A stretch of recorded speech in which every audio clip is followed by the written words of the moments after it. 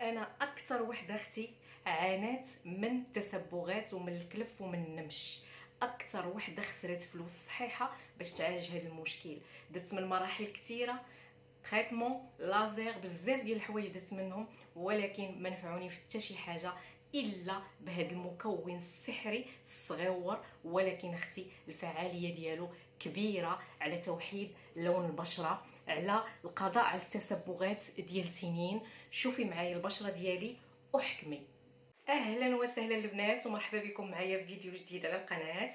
كنتمنى تكونوا بخير وعلى خير وانتم كتشاهدوا الفيديو اليوم، وكنتمنى هاد لا فيديو تلقاكم ان شاء الله في احسن الظروف يا رب. فيديو جديد، فيديو مميز اختي. اليوم جبت الحل لكاع البنات وكاع السيدات اللي كيعانيو من التسبغات، من النمش ومن الكلف. اي طاش واخا تكون عندك قديمه ديال 20 عام ديال 30 عام، نتحداك اختي بهاد الكريمه اللي غادي تحضريها في البيت وما غاديش توحد لك اللون ديالك. انا شخصيا كما شفتوا معايا قبل حكيت لكم على الباركور ديالي ديال لي طاش والمعاناه اللي عانيتها والمراحل اللي دزت منهم، شحال خسرت ديال الفلوس، ورغم ذلك ما لقيتش نتيجه.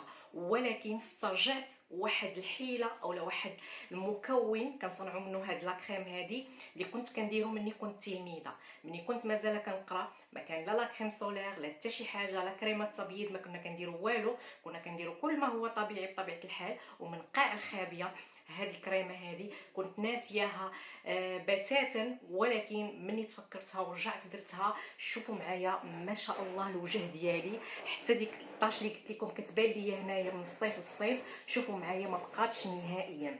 والسر في هذا المكون السحري يا البنات، هذا المكون الصغيور اللي كتشوفوا معايا. شوفوا كيفاش داير هاد الودعه، كلشي كيعرفها وكلشي كيعرف المزايا ديالها. الودعه غنيه بالكالسيوم، غنيه بالفيتامينات، غنيه بزاف ديال الحوايج المفيده للبشره. مني كديريها اختي كماسك اولا كقناع الوجه ديالك وكتغسلي، بحال الا كتبدلي الجلده ديال وجهك. وانا متاكده انكم غتحسوا بهاد القضيه هذه ملي غتستعملوها. كديري بحال كديري تقشير للبشره ديالك وكتحيدي، سبحان الله، ماسك كيتحيد وكيرجع لك الوجه ديالك على الطبيعه ديالو. كان فيك الماسك ديال الكروسيس اولا الكلف ديال الحماله، كان فيك لي طاش ديال الشمس، النمش، اي حاجه اختي كتحيد لك بهذا المكون هذا، بهذه الكريمه هذه اختي. انا اللي ديجا استعملتها، ها هي دايرها هنايا في هذا البو هذا. حتى نتوما غادي خاصكم ديروها بحال هكا بهذه الطريقه، بشي قريعه ديال الزاج ماشي ديال البلاستيك، باش نتفاداو التفاعل ديال المواد. اي حاجه ديال الزاج كتسد غادي تاخدوها، غادي ديروا فيها 4 أو 5 ديال الودعات على حساب، مينيموم 3 كاع، وكتغطي عليهم اختي بالحامض بالليمون، كتعصري حتى كيتغطاو هذوك الودعات. ملي كديريهم في هذاك البو خاصهم يكون عصير الليمون مغطي عليهم. كتخليهم ليا اختي 3 ايام في شي مكان مظلم. ومن الاحسن كاع الا كان بو بحال هكا شفاف تلويه في شي سيرفيات ولا في شي طرف ديال الثوب، باش هكا ما تصيبوش الاشعه، وتخليه في شي مكان مظلم مده 3 ايام.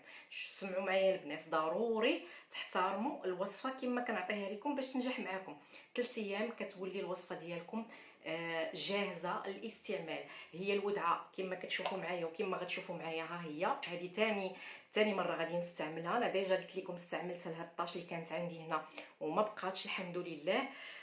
كتشوفوا معايا الودعه ما كتذوبش كلها 100%. ها نتوما راه باقي عندي انا بقايا ديالها، ها هما. راه الا بغيتوها تذوب معكم 100% خاصكم تخليوها مده طويله، وحنا بالنسبه لي انا 3 ايام كافيه باش كنستخرجوا كاع داكشي اللي فيها بالمركز ديال الحامض. ملي كتوجد معكم الوصفه بهذا الشكل هذا، كتخليوها بحال هكا في البو وكتبداو تستعملوها. طريقه الاستعمال اختي، كتاخديها كتكوني غاسله البشره ديالك مزيان مزيان ضروري. وفي الليل البنات كنأكد عليها ضروري تستعملوها في الليل ماشي بنهار. واحسن حاجه ما تبداو الاستعمال ديالها حتى ما تبقاوش تعرضوا لاشعه الشمس، ما تبقاوش تخرجوا للبحر. يعني تكونوا دابا، علاش عطيتها لكم انا في هذا الوقت؟ يعني الصيف على الابواب يعني غيسالي، ما بقاش بزاف. يعني اكثريه الناس دابا غادي يجلسوا من البحور ومن الشموشات.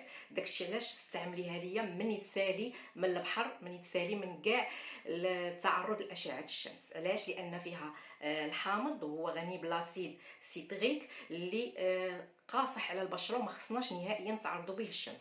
ورغم ذلك واخا ما تعرضوش للشمس خاصكم ديروها بالليل ماشي بالنهار. بالليل اختي تغسلي البشره ديالك تكون نظيفه، ديريها على كاع لي طاش اللي عندك وتخليها حتى تنشف وتباتي بها. والصباح تغسلي الوجه ديالك عادي جدا بالغسول او بالصابون اللي كتغسلي به. تستعمليها مده 7 ايام، 7 ايام متابعه. وما نكرهش في هاد 7 ايام ما تعرضيش للشمس. حاولي يا اختي ما تخرجيش ليا مده 7 ايام. وديريها ليا ورجعي ردي عليا الخبار بالنتيجه اللي غتحصلي عليها.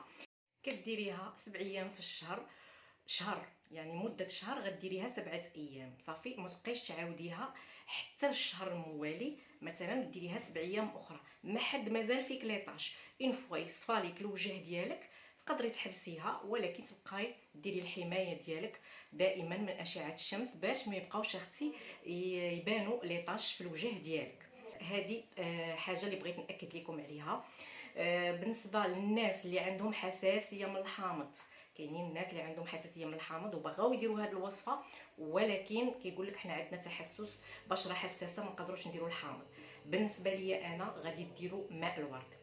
ماء الورد تغطيو على الودعه كما القاعده حتى تطلق كاع داكشي ديالها وتبداو تستعملوها. وهكا غادي تستافدوا من الوصفه وما غاديش تحرموا منها لانها مديوره بالحامض. غتحصلوا البنات على وجه مبدل على الوجه ديالكم. انا متاكده كما قلت لكم راه كتحسي براسك كتحيدي الجلده وكتولي عندك جلده اخرى صافيه نقيه ما فيهاش ليطاش ما فيهاش الكلف ما فيهاش تسبغات. واخا يكون عندك داكشي قديم واخا يكون ديال سنوات، انا كنضمن لك بهاد الودعه بهاد المكون الرباني الكنز الرائع، انا كنسميه كنز رائع، غادي تهناي من التسبغات ومن الكلف كيف ما بغى يكون بجميع انواعه. عطيتها لكم كما قلت لكم في هذا الوقت لان الصيف قرب يسالي، وكنتمنى انكم ديروها وما تعرضوش للشمس وتحترموا كاع هادشي اللي كنقول لكم باش حتى شي وحده ما تجي تقول لي راه زادني الكلف او لا تزادوا لي البقع او التسبغات.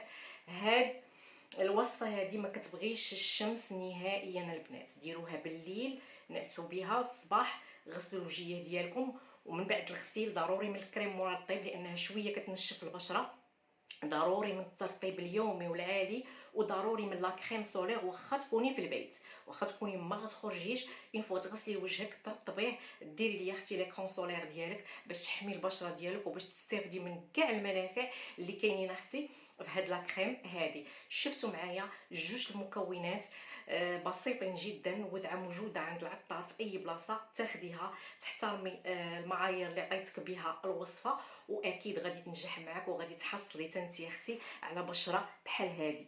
غادي تحصلي على بشره صافيه من التسبغات من الكلف كما بغى يكون. واي وحده فينا اختي كتبغي الوجه ديالها يكون صافي، كتبغي الوجه ديالها يكون نقي ما فيه حتى شي حاجه. انا كنرجع نقول لكم ان نهار من بعد نهار ثقتي كتزاد اكثر في المكونات الطبيعيه وفي الوصفات الطبيعيه باش تحصلي اختي على بشره بحال هكا بلاره كتشقشق. بالنسبه ليا هادشي اللي كاين في لا فيديو، ما نزيدش نطول عليكم بزاف البنات. كنتمنى من كل قلبي انكم ديروا هذه الوصفه باش تهناو من التسبغات كما كان النوع ديالها وباش اختي البشره ديالك ترجع جديده ما فيها حتى شي حاجه. ونتلاقاو ان شاء الله في الفيديو القادم بخير وعلى خير.